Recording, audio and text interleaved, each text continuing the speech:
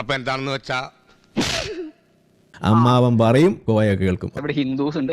ഹിന്ദുസിന് എന്ത് ചെയ്യണം എന്നുള്ള ഹദീസ് വേറെ ഉണ്ടല്ലോ, അത് നിങ്ങൾക്ക് അറിയില്ലേ?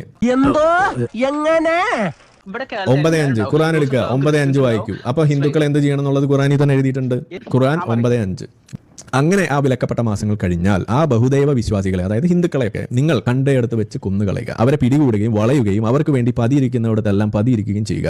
ഇനി അവർ പശ്ചാത്തപിക്കുകയും നമസ്കാരം മുറ പോലെ നിർവഹിക്കുക, അതായത് ഇസ്ലാമിലേക്ക് വന്നാൽ അവരെ നിങ്ങൾ വെറുതെ വിട്ടേക്കുക. അള്ളാഹു തീർച്ചയായിട്ടും പൊറുക്കുന്നവനാണ്. ഇതാണ് ഇസ്ലാമിൽ ഖുർആനിൽ 9:5 എഴുതിയിരിക്കുന്നത്.